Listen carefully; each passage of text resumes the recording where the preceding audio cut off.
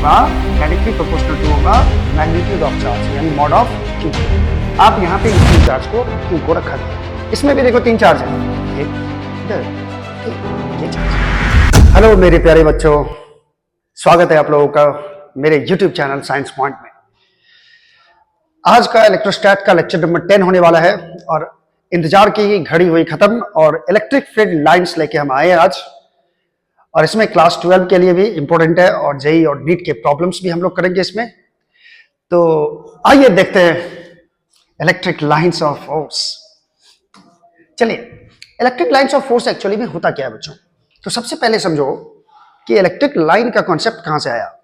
ये थे Michael Faraday, जिन्होंने इलेक्ट्रिक लाइंस ऑफ फोर्स का या फील्ड लाइन का कॉन्सेप्ट दिया था। तो सपोज करो आपके पास एक चार्ज है प्लस क्यू, एक चार्ज है प्लस क्यू, ठीक है। इसके कारण आप देखना चाहते हैं कि इसके आसपास का इफेक्ट क्या है।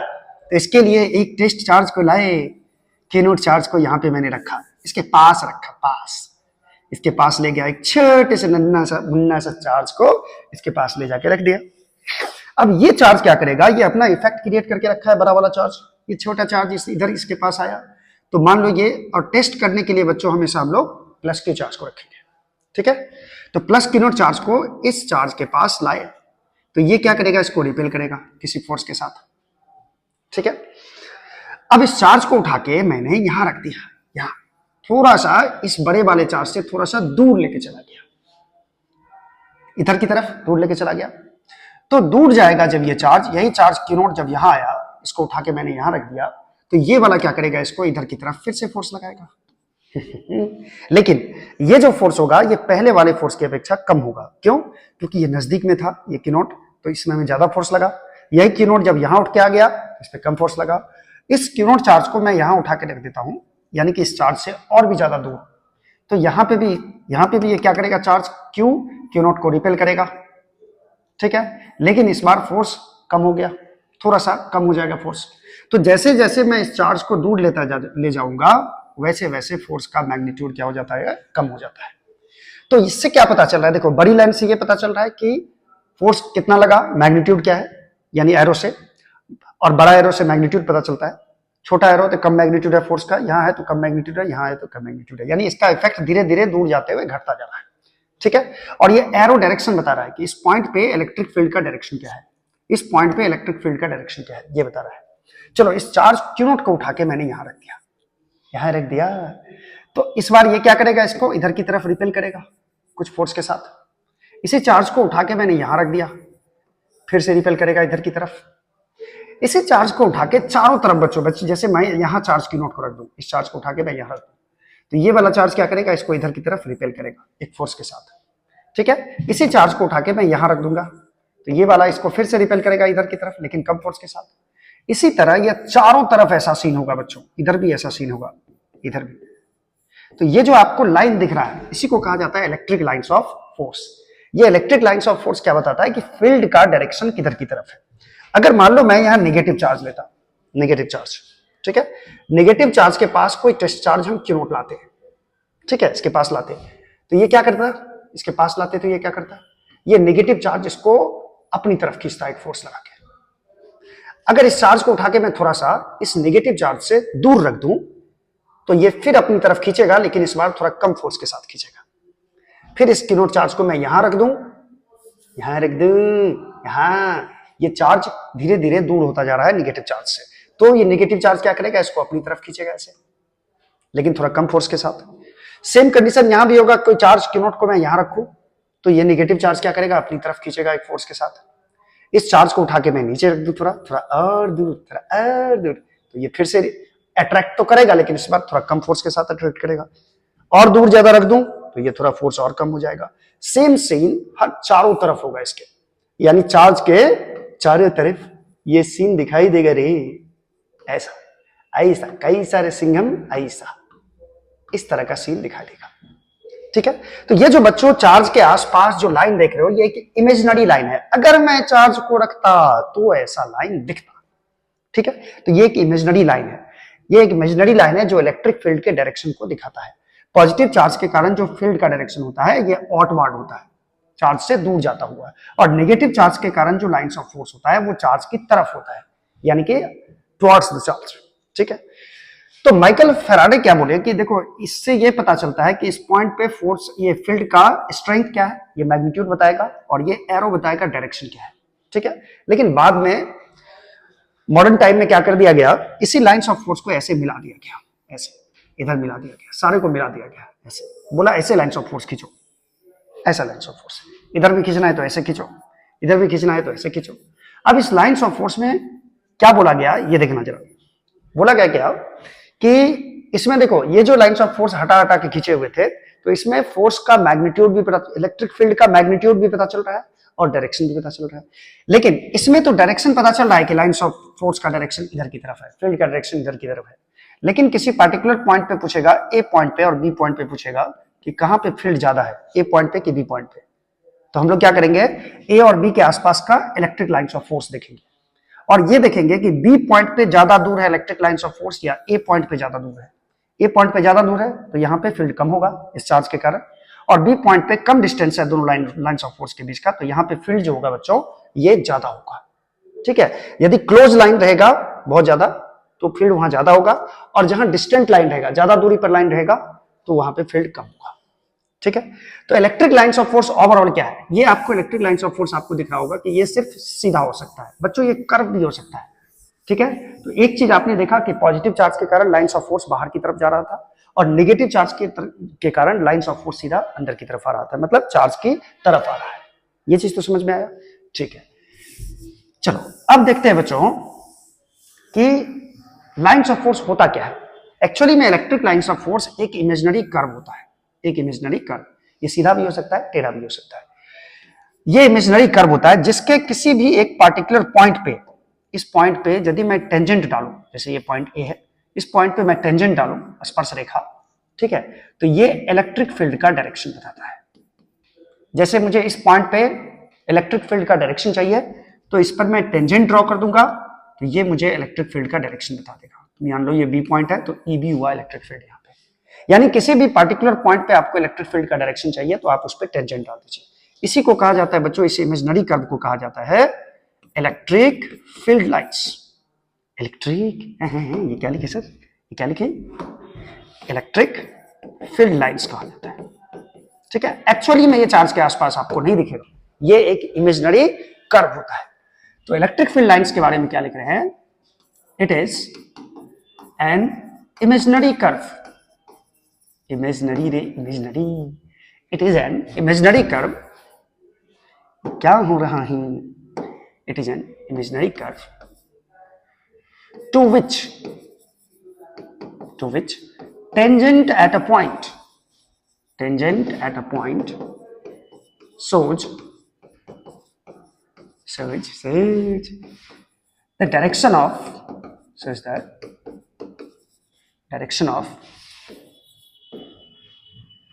electric field,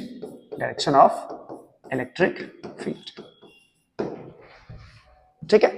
तो इसी को कहा जाता है इलेक्ट्रिक लाइंस ऑफ फोर्स, या इसको बोलते हैं इलेक्ट्रिक फील्ड लाइंस बोलते हैं। ठीक है, अब हम लोग देखेंगे डिफरेंट चार्ज के कारण, यानी पॉजिटिव चार्ज के कारण कैसा लाइंस ऑफ फोर्स होगा, नेगेटिव चार्ज के कारण कैसा लाइंस ऑफ फोर्स होगा, ये देखते हैं हम लोग। चलो अब देखते हैं हम लोग electric lines of force due to different charges, अलग अलग चार्जेस के कारण कैसे लाइंस ऑफ फोर्स होंगे, ये हम लोग देखना चाहते हैं।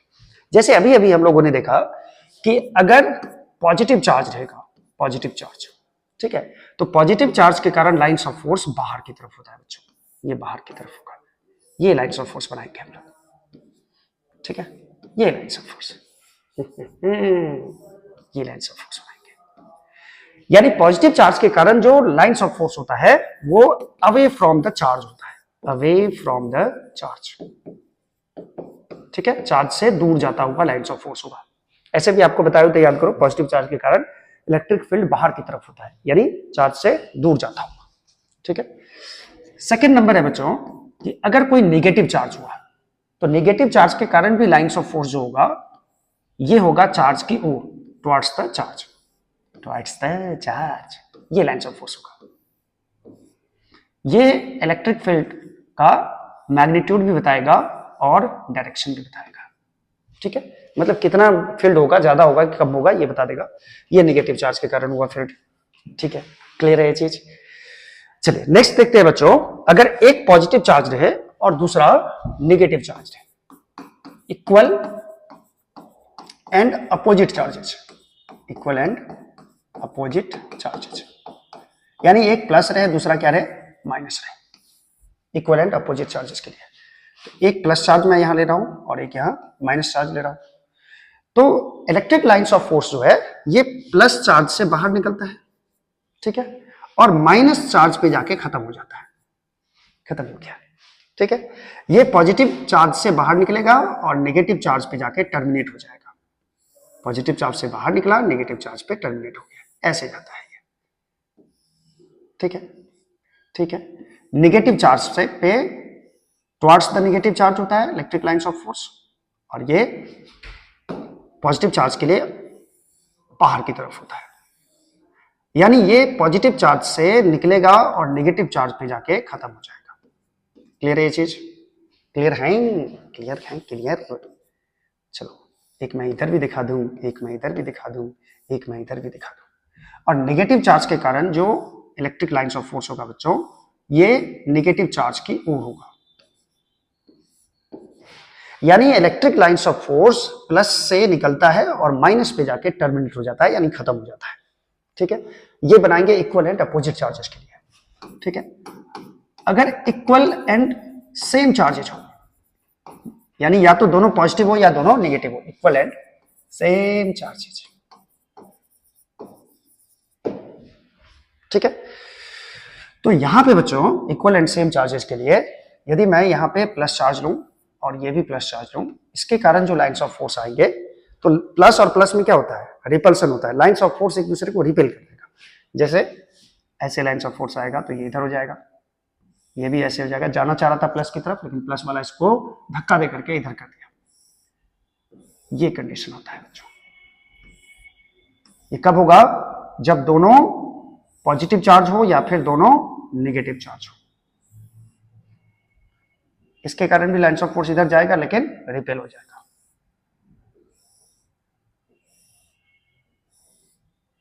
एक दो तीन चार पांच, पांच। और ये सिमेट्रिक भी होता है बच्चों, सिमेट्रिक।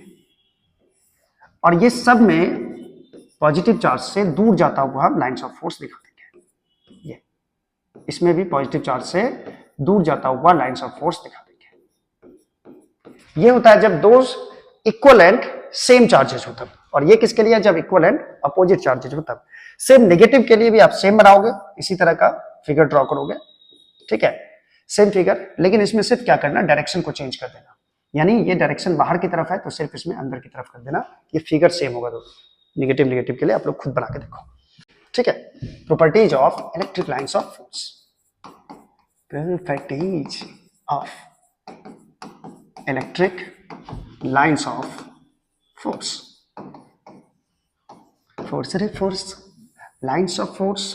चलो सबसे पहला प्रॉपर्टीज क्या है बच्चों? सबसे पहला प्रॉपर्टीज फिगर पे ही छुपा हुआ है। इलेक्ट्रिक लाइंस ऑफ फोर्स आपने देखा यहां कि पॉजिटिव चार्ज से स्टार्ट होता है और नेगेटिव चार्ज पे जाके एंड हो जाता है, खत्म हो जाता है। ये कभी ऐसा नहीं होगा कि ये प्लस पे जाए, ठीक है, और माइनस से फिर से प्लस की तरफ आए, ऐसा नहीं होगा। ये क्लोज लूप कभी नहीं बनाएगा। ठीक है, हमेशा पॉजिटिव चार्ज से शुरू होगा, नेगेटिव चार्ज पे जाके खत्म हो जाएगा। ठीक है, तो मैं इसका प्रॉपर्टी लिखा रहा था। पहला प्रॉपर्टी है बच्चों, it starts from positive charge and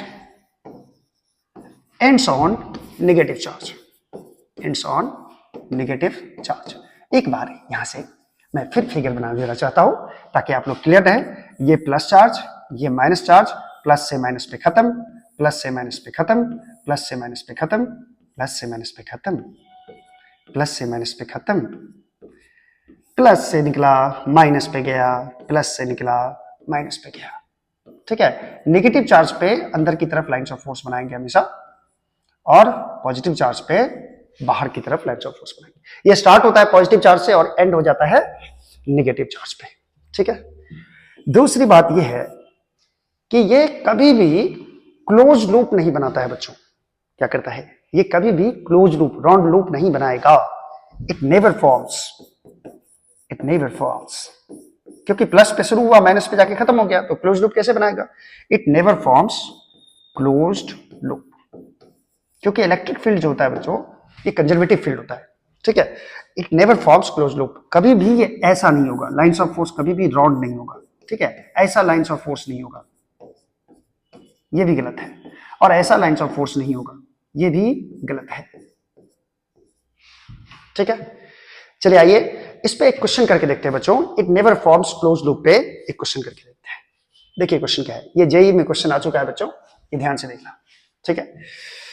question कह रहा है कि 3 positive charges of equal value Q are placed at the vertices of an equilateral triangle. एक इक्विलैटरल ट्रायंगल के वर्टेक्स पे 3 इक्वल चार्ज Q को रखा गया, Q equal and same charges है, ठीक है। The resulting lines of force should be sketched as in. आपको क्या लग रहा है कि इसमें से कौन सा इलेक्ट्रिक लाइंस ऑफ फोर्स सही है बच्चों, ये बताना है। यानी कि इलेक्ट्रिक लाइंस ऑफ फोर्स ऐसे ऐसे भी हो सकता है, इस तरह भी हो सकता है, बहुत तरह के ऑप्शन दिए हुए हैं, Q से Q की तरफ, Q से Q की तरफ, ऐसा कुछ। तो इस ऑप्शन में देखो जरा, ये तीनों चार्ज है बच्चों, ये तीनों चार्ज है, ठीक है। इसमें भी देखो ये चार्ज है 1 2 3, इसको पूरा मिला दोगे, इसको मैं मिला के अगर दिखा दूं तो ये ऐसा ट्रायंगल है। इस ट्रायंगल पे 3 वर्टेक्स पे 3 चार्ज को Q को रखा गया है। इसमें भी देखो 3 चार्ज है, 1 2 3, ये चार्ज है। अब इसमें से बोल रहा है कि कौन सा सही इलेक्ट्रिक लाइंस ऑफ फोर्स को रिप्रेजेंट कर रहा है। डी में ऑप्शन देखो, ये भी चार्ज है, ये भी चार्ज है, ये भी चार्ज है, बाकी सब दिख रहा है राउंड राउंड, ये लाइंस ऑफ फोर्स है। तो सबसे पहले देखो बच्चों कि इसका अगर 3 चार्ज को इक्विलैटरल ट्रायंगल के वर्टेक्स पे रखा जाए, ठीक है, तो क्या ये इस तरह का लाइंस ऑफ फोर्स बनाएगा? देखो बच्चों ये क्लोज लाइंस ऑफ फोर्स है, देखो जरा अगर ध्यान से देखोगे तो ये क्लोज लाइंस ऑफ फोर्स है, ठीक है, जो कि पॉसिबल नहीं है, क्लोज लूप नहीं बनाएगा। इसमें भी देखो बच्चों लाइंस ऑफ फोर्स ये भी क्लोज है, ठीक है, ये भी electric lines of force possible नहीं है। इसमें देखो एक भी लाइंस ऑफ फोर्स क्लोज नहीं है, पूरा राउंड नहीं है, देखो, ठीक है। तो मुझे ये ऑप्शन सी सही लग रहा है, क्योंकि डी में भी देखिए आप round electric lines of force है, क्योंकि इलेक्ट्रिक लाइंस ऑफ फोर्स कभी भी क्लोज लूप नहीं बनाएगा, कभी भी क्लोज लूप नहीं बनाएगा। इसीलिए ये भी ऑप्शन नहीं गलत है, ये भी ऑप्शन गलत है, ये भी ऑप्शन गलत है, सी ऑप्शन क्या है? करेक्ट है। क्लियर है ये चीज? चलिए इससे आगे बढ़ते हैं, इससे आगे चलिए। कितना नंबर प्रॉपर्टी हम लोग लिख रहे थे? कितना नंबर 2 प्रॉपर्टी हम लोग लिख चुके हैं। तीसरा प्रॉपर्टी क्या है बच्चों? ये देखो जरा, ठीक है। तीसरा नंबर प्रॉपर्टी है, it is always perpendicular to the surface of conductor. बहुत ही इंपॉर्टेंट प्रॉपर्टी है, इससे भी क्वेश्चन जेईई में आ चुके हैं, ठीक है। It is always perpendicular to the surface of a conductor and never goes into the conductor, never goes into the conductor. Conductor के अंदर कभी नहीं लाइंस ऑफ फोर्स जाएगा into the conductor. Electrostatic lines of force जो होता है वो conductor के अंदर कभी नहीं जाएगा, ये सरफेस के परपेंडिकुलर रहेगा। जैसे ये लाइंस, ये एक कंडक्टर मान लेते हैं, इस कंडक्टर पे लाइंस ऑफ फोर्स जो होगा ये सरफेस के परपेंडिकुलर होगा, ठीक है, हमेशा सरफेस के परपेंडिकुलर होगा। जैसे मान लो इस तरह लाइंस ऑफ फोर्स है तो ये हमेशा सरफेस के परपेंडिकुलर होगा, और कंडक्टर के अंदर नहीं जाएगा बच्चों, कभी ऐसा लाइंस ऑफ फोर्स नहीं हो सकता है, ठीक है। इलेक्ट्रिक लाइंस ऑफ फोर्स कभी भी ऐसा नहीं हो सकता है कि ये आर पार हो जाए और कंडक्टर के अंदर चला जाए, ठीक है, ऐसा नहीं हो सकता है। Never goes into the conductor. Conductor के सरफेस के क्या होता है? परपेंडिकुलर, 90 डिग्री का एंगल हमेशा बनाते रहेगा, ठीक है। देखो एक चीज मैं आपको और बता देता हूं, अगर स्फीयर के, कोई स्फीयर है, ठीक है, इस स्फीयर के किसी पार्टिकुलर पॉइंट पे आपको बोले नॉर्मल खींचिए, नॉर्मल मतलब ऐसा लाइन ड्रॉ कीजिए जो 90 डिग्री एंगल बनाए इस सरफेस के साथ, इस पॉइंट पे, तो हम लोग ऐसा लाइन ड्रॉ करेंगे जो कि सरफेस के परपेंडिकुलर हो, और जो भी नॉर्मल होता है बच्चों ये स्फीयर के सेंटर से पास करेगा हमेशा। जैसे इस पॉइंट पे मैं आपको परपेंडिकुलर डालने के लिए बोलूं तो आप क्या करोगे? इस सेंटर को इससे मिला दोगे, ये लाइन परपेंडिकुलर हो जाएगा, ठीक है। ये नॉर्मल होता है, स्फीयर का क्या होता है? नॉर्मल। क्लियर है? चलिए इस पे भी क्वेश्चन करके देखते हैं बच्चों, इस पे भी जेईई में क्वेश्चन आ चुका है। देखिए एक क्वेश्चन है, Which one lines of force is correct? Which one line of force is correct? ये एक मेटालिक स्फीयर है, ठीक है, क्वेश्चन समझ लो, ये एक मेटालिक स्फीयर है और ये 4 लाइंस ऑफ फोर्स दिया हुआ है, 4 लाइंस ऑफ फोर्स दिया हुआ है, इसमें से कौन सा करेक्ट है ये आपको बताना है, ठीक है। अभी अभी आपने क्या पढ़ा कि इलेक्ट्रिक लाइंस ऑफ फोर्स जो होता है वो always perpendicular to the surface होता है कंडक्टर के। मेटल है, मेटालिक स्फीयर है, तो मेटल है तो ये कंडक्टर होगा, मेटल है तो ये क्या होगा, कंडक्टर होगा, ठीक है। चलिए ये लाइंस ऑफ फोर्स देखिए, क्या ये सरफेस के साथ 90 डिग्री का कोण बना रहा है? नहीं, ये सरफेस के परपेंडिकुलर नहीं है, तो ये ऑप्शन इनकरेक्ट होगा। इसको भी देख लो जरा, इसको भी, क्या ये एंगल आपको 90 लग रहा है? अगर मैं इस लाइन को बढ़ाऊं तो क्या ये सेंटर से पास कर रहा है? सेंटर अप्रॉक्स किधर की तरफ होगा? सेंटर लगभग यहां होगा बच्चों, ठीक है। इस स्फीयर का जो सेंटर होगा ये लगभग यहां होगा। तो क्या ये लाइन सेंटर से पास किया? अगर ये लाइन, तभी नहीं ये नॉर्मल हो पाएगा। इस पॉइंट पे नॉर्मल कैसे होगा? जब इस सरफेस पर ये नॉर्मल तभी होगा जब ये लाइन सीधा बढ़ाते तो ये सेंटर से पास करता, नहीं किया, यानी ये एंगल भी 90 डिग्री नहीं है। इसका मतलब ये लाइंस ऑफ फोर्स सरफेस के परपेंडिकुलर नहीं है, इसलिए ये भी ऑप्शन गलत है, दोनों ऑप्शन गलत है। अब देखो ये लाइंस ऑफ फोर्स देखो, ये तो सीधा देखो मेटल के अंदर चला गया है, जबकि लाइंस ऑफ फोर्स मेटल के या किसी भी कंडक्टर के अंदर नहीं जाता है, तो ये ऑप्शन इनकरेक्ट हो गया। बचा कौन? देख लो, बचा कौन? ये देखो, ये सरफेस, ये जो लाइंस ऑफ फोर्स सरफेस पे जा रहा है ये सीधा 90 डिग्री का एंगल बना रहा है, यहां पे जाके लाइंस ऑफ फोर्स मुड़ गया है। अगर मैं इसको सीधा ऐसे ले जाऊं तो ये लगभग सेंटर से पास करेगा, और इधर से देखो ये बाहर निकल गया तो ये परपेंडिकुलर है सरफेस के, तो ये ऑप्शन बच्चों करेक्ट होगा। क्लियर है? याद रखना कभी भी कि इलेक्ट्रिक लाइंस ऑफ फोर्स हमेशा कंडक्टर के सरफेस के परपेंडिकुलर होगा, ठीक है, और कभी भी सरफेस के, कंडक्टर के सरफेस के अंदर एंट्री नहीं करेगा, अंदर एंट्री नहीं करेगा। चलिए माइक भी काम कर रहा है ढंग से। चलिए और एक क्वेश्चन देखते हैं बच्चों, इसी कॉन्सेप्ट पे एक और क्वेश्चन देखो, जेई में पूछ चुका है, ये पहले वाला भी जेई में पूछ चुका है, ये भी क्वेश्चन जेई में आ चुका है। चलिए ये क्या है बच्चों, ये देखो जरा, a metallic shell has point charge Q kept inside the cavity. Cavity मतलब होता है बच्चों, जिसको कैविटी मतलब होता है खाली स्थान, यानी कि गुफा, जैसे दांत, दो दांत के बीच में भी कैविटी बन जाता है, आप लोग देखे होंगे। तो कैविटी मेटालिक स्फीयर, ये सेल है, इसका मतलब है कि इस सेल में देखो यही मास है, सेल का मतलब होता है इसको, ये स्फीयर है जो अंदर से खाली है, इसमें मास है, लेकिन ये इसमें सब में ऐसा ही सीन है बच्चों, इसमें मास है, बाकी अंदर ये खाली है, खाली जगह, ठीक है। अब आपको बताना है, अब आपको बताना है, क्या बताना है सर? अब आपको बताना है इसमें से कौन सा लाइंस ऑफ फोर्स करेक्ट है, इसमें से कौन सा लाइंस ऑफ फोर्स करेक्ट है, ये बताना है आपको, ठीक है। अंदर ये जगह खाली है, इसके अंदर में एक चार्ज क्यू को रखा गया है, इसमें भी चार्ज क्यू को रखा गया है, इसमें भी चार्ज क्यू को रखा गया है, इसमें भी चार्ज क्यू को रखा गया है। कहने का मतलब मेटालिक सेल एक ही है और एक पॉइंट चार्ज रख दिया गया है, तो इसमें से कौन सा लाइंस ऑफ फोर्स सही है ये बताना है। Following diagrams, which of the one of the following diagrams correctly represent the electric lines of force. कौन सा करेक्ट बता रहा है इलेक्ट्रिक लाइंस ऑफ फोर्स? सबसे पहले इस लाइंस ऑफ फोर्स को देखो, ये कंडक्टर के अंदर घुस गया है, ये कंडक्टर का अंदर वाला भाग है, इसमें कंडक्टर में मास है, ठीक है, लेकिन इधर मास नहीं है, यानी इधर क्या है, खाली है, कैविटी है। तो भाई ये कंडक्टर के अंदर लाइंस ऑफ फोर्स एंट्री कर रहा है, इधर भी देखो एंट्री कर रहा है, तो ये गलत हो गया। इसमें इलेक्ट्रिक लाइंस ऑफ फोर्स देखो, ये मेटल के अंदर नहीं गया है, देखो इतना दूर खाली हो गया है, इसका मतलब अंदर एंट्री नहीं किया है। लेकिन बच्चों क्या ये 90 डिग्री है? इस मेटालिक सेल का अगर सेंटर अप्रॉक्स बोलोगे तो यहां होगा सेंटर, ठीक है, और ये लाइन सेंटर से पास नहीं कर रहा है, इसीलिए ये भी सरफेस के परपेंडिकुलर नहीं है, ये भी सरफेस के परपेंडिकुलर नहीं है। एक मिनट, हाँ, तो ये भी गलत हुआ, ठीक है। अगर ये हम देखें ढंग से, ये वाला और वो वाला भी ढंग से ही देखेंगे हम लोग, सारे को ढंग से ही देख रहे हैं। चलो इस लाइंस ऑफ फोर्स के देखो, ये मेटल के अंदर एंट्री नहीं किया है, ये भी मेटल के अंदर एंट्री नहीं किया है, अंदर एंट्री नहीं किया है, अंदर एंट्री नहीं किया है, तो एक पॉसिबिलिटी बनता है। लेकिन ये चेक करना होगा कि क्या ये लाइंस ऑफ फोर्स जो मुड़ा है, क्या ये सरफेस के परपेंडिकुलर है, इस सरफेस के परपेंडिकुलर। तो बच्चों लगभग हम इसका सेंटर यहां मान ले, तो इस लाइन को अगर आगे बढ़ाए तो ये लगभग सेंटर से पास कर जाएगा। इस लाइन को भी देखो, ये लाइन इस सरफेस के परपेंडिकुलर लगभग मुझे लग रहा है, क्योंकि इस लाइन को भी आगे बढ़ाया जाए तो ये सेंटर से पास कर जाएगा, ठीक है। तो ये मुझे ऑप्शन करेक्ट लग रहा है, क्योंकि ये ना मेटल के अंदर एंट्री किया है और ये सरफेस के सारा लाइंस ऑफ फोर्स जो है सरफेस के परपेंडिकुलर है।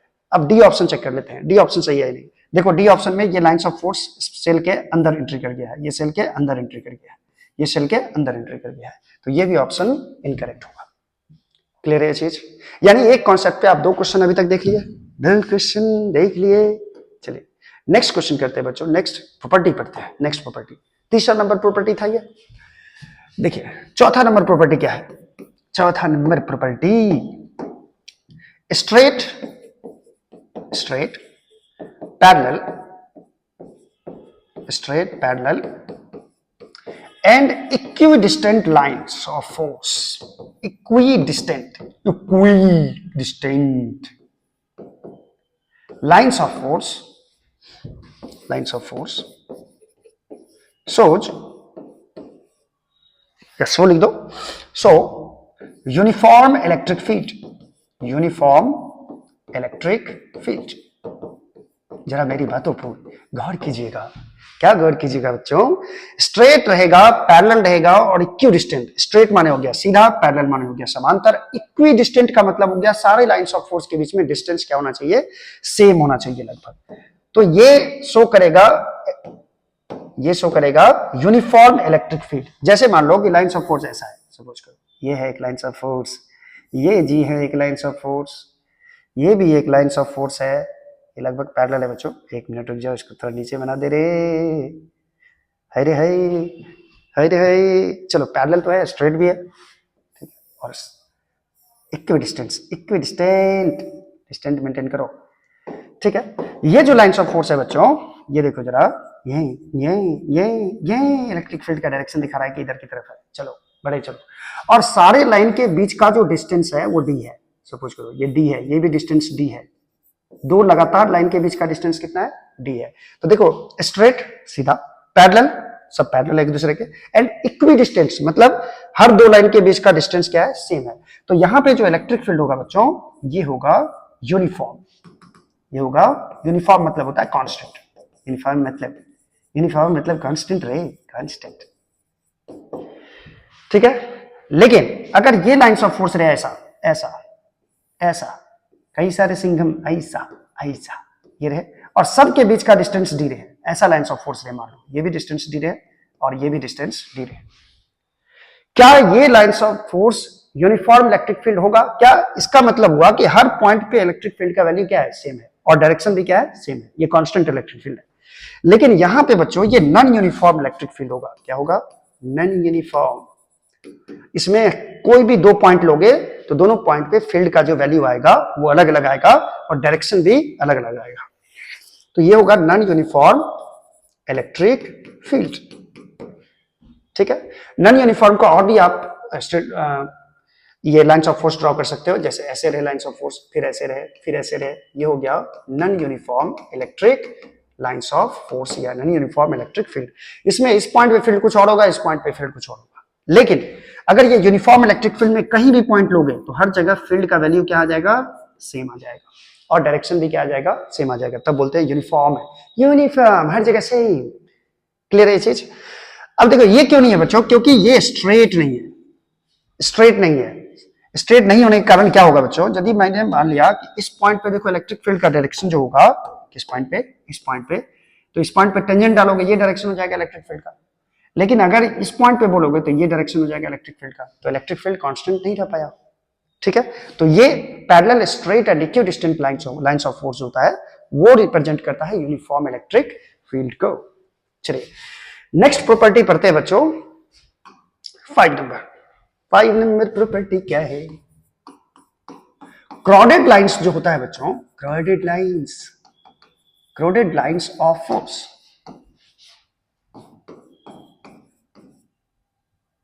so strong fields, जहां पे लाइन का भीड़ भाड़ ज्यादा रहेगा वो स्ट्रॉन्ग फील्ड को शो करेगा, and distant lines of force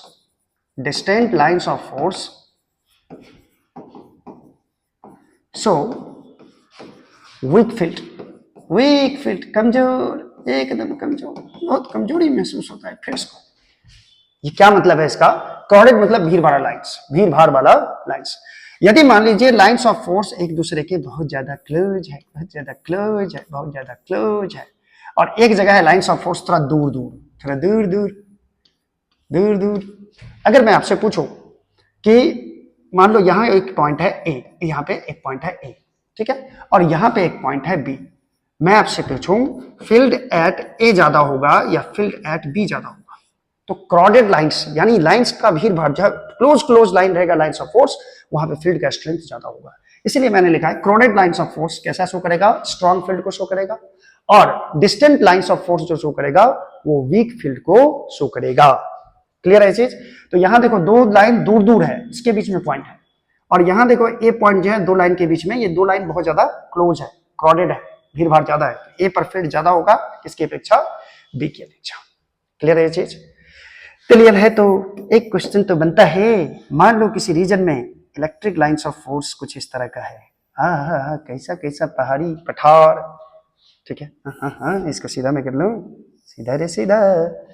चलो एक लाइंस ऑफ फोर्स ऐसा है लाइंस ऑफ फोर्स, कैसा भी हो सकता है, ये डिपेंड करता है चार्ज पे के डिस्ट्रीब्यूशन पे, ठीक है। ऐसा लाइंस ऑफ फोर्स है, सपोज करो 3 पॉइंट मैं आपको दे रहा हूं ए, 1 पॉइंट दे रहा हूं मैं बी, और 3 पॉइंट, तीसरा पॉइंट मैं दे रहा हूं सी।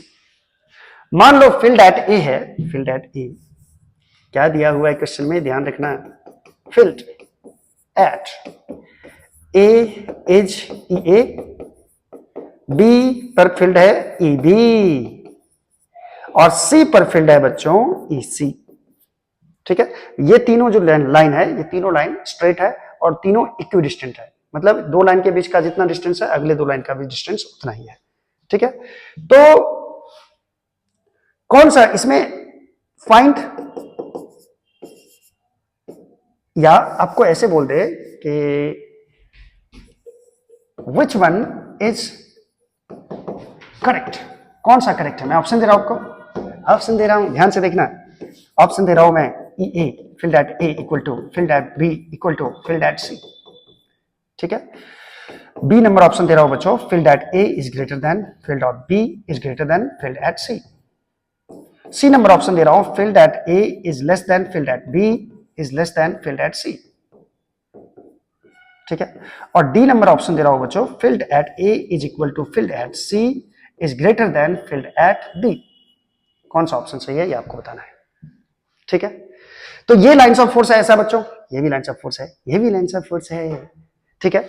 अब मुझे बताना है आपको कि किस पॉइंट पे फील्ड ज्यादा होगा या कम होगा, किस पॉइंट पे फील्ड बराबर होगा। तो ध्यान से देखना जरा, ये देखो, ये जो लाइन है और ये जो लाइन है, ये जो लाइन है, मैंने क्या बोला, ये दोनों इक्विडिस्टेंट है, और यहां भी वही लाइन है सेम। तो जितना फील्ड ए पे होगा उतना ही फील्ड सी पे होगा, यानी ई ए इक्वल टू क्या हो जाएगा, इसी हो जाएगा, ठीक है। और ये जो पॉइंट है देखो, ये पॉइंट इस दो लाइंस ऑफ फोर्स के बीच में है, ये लाइंस ऑफ फोर्स बेचारा कितना दूर चला गया, इस लाइन से कितना दूर चला गया, तो यहां पे फील्ड का स्ट्रेंथ बच्चों कम हो जाएगा, यानी ए और सी पे ज्यादा होगा, बराबर होगा, और वो बड़ा होगा किससे, बी पॉइंट के फील्ड से। यानी ये ऑप्शन आपको दिख रहा होगा, ऑप्शन नंबर डी में। क्लियर है ये चीज? क्लियर है? क्लियर? चलो ये क्लियर है, क्लियर होगा। चलो नेक्स्ट देखते हैं बच्चों, प्रॉपर्टी 6 नंबर प्रॉपर्टी क्या है, इसको ध्यान से देखना चाहो। 6 नंबर प्रॉपर्टी, प्रॉपर्टी नंबर 6 कहता है बच्चों कि लाइंस ऑफ फोर्स जो होता है ये प्रोपोर्शनल होता है मैग्नीट्यूड ऑफ चार्जेस। जितना ज्यादा अमाउंट में चार्ज रहेगा उतने ज्यादा number of lines of force होंगे। Number of lines of force, ये कौन से लाइंस ऑफ फोर्स की बात हो रही है, इलेक्ट्रिक लाइंस ऑफ फोर्स की बात हो रही है। हाय रे हाय रे हाय रब्बा, number of lines of force is directly proportional to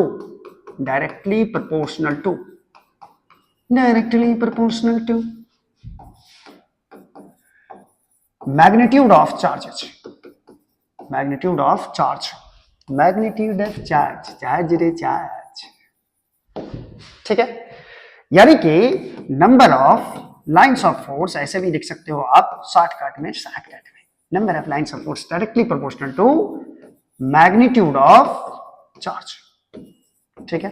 इसका मतलब समझना नहीं समझना, नंबर ऑफ लाइंस, मान लो n नंबर ऑफ लाइंस है, ये प्रोपोर्शनल होगा, डायरेक्टली प्रोपोर्शनल टू होगा मैग्नीट्यूड ऑफ चार्ज, यानी मॉड ऑफ q के। आप यहां पे ये भी लिख सकते हो कि n1 बाई n2 का जो वैल्यू होगा वो mod of q1 by mod of q2 के बराबर होगा रे, बराबर होगा रे। चलो ये देख लिया हम लोगों ने, कि number of lines of force जो है ये directly proportional to magnitude of charges होंगे। कहने का मतलब है कि मान लो आपके पास 1 कूलम चार्ज है, मान लो, बस सपोज करना है, ये ऐसा होगा जरूरी नहीं है। मान लो इसके पास number of lines of force 4 number of lines of force है, 1 2 3 4।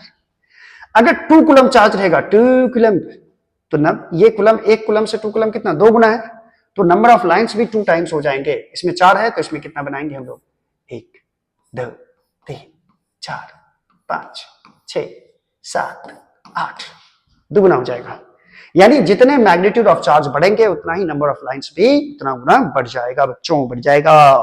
ठीक है, चलो एक चीज और दिखाते हैं आपको, एक चीज और दिखाते हैं। मान लीजिए एक चार्ज है आपके पास Q1, ठीक है, और एक चार्ज है मान लीजिए Q2, और आपको number of lines of force ऐसे दिया हुआ है 2 3, ऐसा दिया हुआ है। ठीक है, ऐसे दिया है, ऐसे भी दिया है, ऐसे दिया है, ऐसे भी दिया है, ओहो ये भी दिया है, ये भी दिया है, और ये भी दिया है। ठीक है, अब आपको बताना है बच्चों क्वेश्चन क्या है, क्वेश्चन क्या है रे, क्वेश्चन मैं कहां लिखूं, मैं कहां लिखूं रे। हाँ, मैं यहां लिख देता हूं, right the nature of charges. Nature मतलब कौन पॉजिटिव है और कौन निगेटिव है, नेचर ऑफ चार्जेज। ठीक है, ये पहला क्वेश्चन है। और दूसरा क्वेश्चन क्या दे रहा हूं मैं, दूसरे क्वेश्चन से कॉन्सेप्ट क्लियर हो जाएगा। और दूसरा क्वेश्चन है बच्चों इसी में सेकंड नंबर क्वेश्चन है बच्चों, हाँ, which charge have greater magnitude, कौन से चार्ज का मैग्नीट्यूड बड़ा होगा, ये भी आपसे पूछ रहा है। चलिए सबसे पहले इस चीज को समझते हैं कि ये जो लाइंस ऑफ फोर्स दिया हुआ है, साफ साफ आपको दिख रहा होगा कि यहां से सारा लाइंस ऑफ फोर्स बाहर निकल रहा है, इधर भी, इधर भी, इधर भी, इधर भी, इधर भी, और यहां देखो सारा लाइंस ऑफ फोर्स पहुंच रहा है, टर्मिनेट हो रहा है, खत्म हो रहा है। इसका मतलब जरूर ये है कि ये पक्का पॉजिटिव चार्ज है ये वाला, और ये वाला निगेटिव चार्ज है पक्का। इसका मतलब Q1 क्या है, यहाँ पे पहला का आंसर क्या हो जाएगा बच्चों, पहला का आंसर Q1 क्या हो जाएगा, पॉजिटिव, और Q2 क्या हो जाएगा, निगेटिव। ठीक है, क्योंकि पॉजिटिव से स्टार्ट होता है लाइंस ऑफ फोर्स, निगेटिव पे जाके खत्म होता है। दूसरी बात यह है कि किस चार्ज का मैग्नीट्यूड ज्यादा होगा, तो आप दोनों के लिए लाइंस ऑफ फोर्स गिनिए जरा। Q1 के लिए लाइंस ऑफ फोर्स गिनो, Q1 के लिए लाइंस ऑफ फोर्स यहां कितना है, 1 2 3 4 5 6 7 8। Q1 के पास 8 number of lines of force है। और Q2 के पास कितना है भाई, Q2 के पास 1 9 3 4 5 5 है 5। ठीक है, number of lines of force किसके पास ज्यादा है, Q1 के पास ज्यादा है, तो स्वाभाविक बात है कि Q1 का जो मैग्नीट्यूड होगा बच्चों, ये Q2 के मैग्नीट्यूड से बड़ा होगा। कहने का मतलब Q1 have greater magnitude, Q1 have greater magnitude ज्यादा होगा इसका, क्योंकि number of lines of force किसके प्रोपोर्शनल होता है, मैग्नीट्यूड ऑफ चार्ज के, यानी Q1 have greater magnitude. Clear है चीज।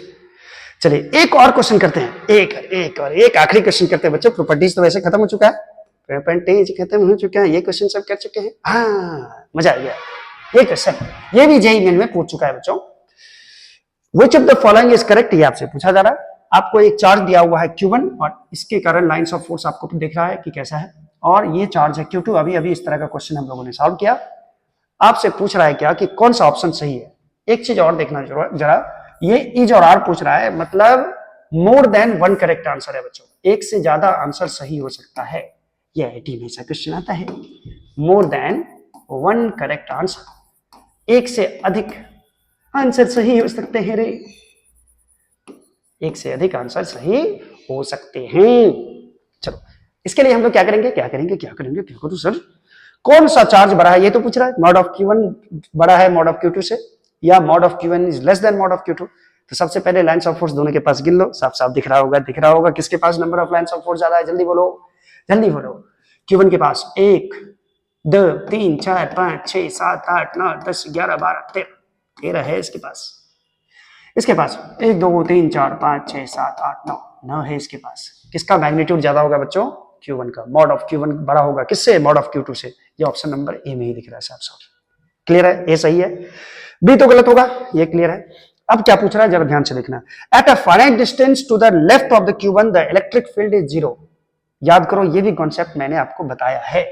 क्या पूछ रहा है देखो जरा, एक चार्ज है Q1 और एक चार्ज है Q2 रे, और Q1 बड़ा है रे Q2 से। अभी अभी पता चला है कि चार्ज बड़ा है कौन सा, Q1 बड़ा है।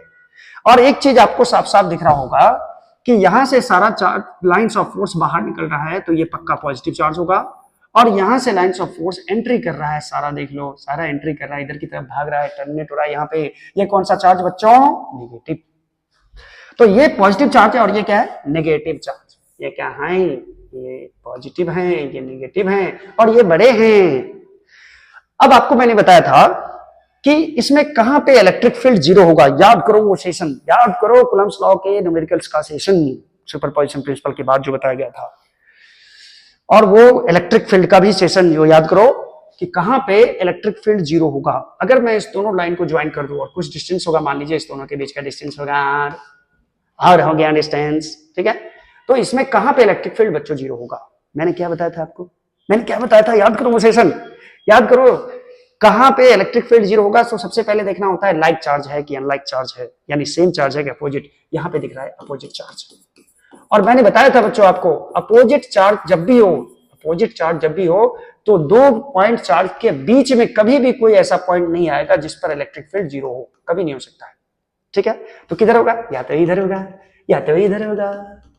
तो किधर होगा, याद करो मैंने बताया था आपको कि जो जिसका मैग्नीट्यूड कम हो उसी के आसपास कोई पॉइंट होता है जहां पे इलेक्ट्रिक फील्ड जीरो होता है या फोर्स भी जीरो होता है। याद करो वो दिन जब मैंने बताया था कि जिधर का मैग्नीट्यूड कम हो रे, कम किसका मैग्नीट्यूड है, Q2 का, तो Q2 के पास ही कोई ऐसा पॉइंट होगा जहां पे इलेक्ट्रिक फील्ड जीरो होगा। यानी कि यहां पे कोई चार्ज भी रखेंगे तो इलेक्ट्रिक फोर्स जीरो होगा। और ये फॉर्मूला x होता है बच्चों, और x का फॉर्मूला मैंने लिखा था r/√n-1। याद करो अगर आप वो लेक्चर नहीं किए तो जाके जरूर करें। इसका मतलब है कि Q2 के इधर फील्ड जीरो हो सकता है, बीच में नहीं हो सकता है, Q1 की तरफ नहीं हो सकता है। Q1 की तरफ इसलिए नहीं होगा बच्चों क्योंकि Q1 की तरफ कोई पॉइंट रखोगे, इसके कारण ज्यादा फील्ड हो जाएगा, और नेगेटिव चार्ज के कारण कम फील्ड हो पाएगा इधर की तरफ इस चार्ज के कारण। तो यहां पे नेट फील्ड जीरो नहीं हो सकता है, ठीक है। चलिए ऑप्शन नंबर सी पढ़ते हैं। At a finite distance to the left of Q1 the electric field is zero. किसी फाइनाइट डिस्टेंस पे Q1 के लेफ्ट में यहां फील्ड जीरो नहीं हो सकता है बच्चों। किधर होगा, जिधर चार्ज का मैग्नीट्यूड कम है। चलिए ये ऑप्शन इनकरेक्ट हो गया। अच्छा, at a finite distance to the right of Q2 के दाहिने भाग में थोड़ी दूरी पर जाके फील्ड जीरो होगा। बिल्कुल सही बात है, बिल्कुल सही बात कह रहे हैं ये भाई साहब डी, ठीक है। इसमें तो बच्चों ए ऑप्शन और डी ऑप्शन करेक्ट है, ये आंसर हो जाएगा आपका। क्लियर है। तो अपने कॉन्सेप्ट से आप जेई के क्वेश्चन को भी सॉल्व कर सकते हैं, बहुत ही इजी है, बहुत ही, लेकिन अगर इस आपको कॉन्सेप्ट याद रहेगा तभी आप ऐसा कर सकते हैं। तो आज का सेशन बच्चों यही होता है खत्म, और नेक्स्ट लेक्चर में फिर करेंगे हम लोग, अब जानेंगे इलेक्ट्रिक फ्लक्स के बारे में, ठीक है। नेक्स्ट लेक्चर होने वाला है, और मैं कुछ इक्विलिब्रियम पे भी प्रॉब्लम बताऊंगा बच्चों, कि इक्विलिब्रियम पे प्रॉब्लम बचा हुआ है और रिलेटिव परमिटिविटी का प्रॉब्लम भी बचा हुआ है, तो वो मैं आपको नेक्स्ट सेशन में करा दूंगा। तब तक के लिए जय हिंद।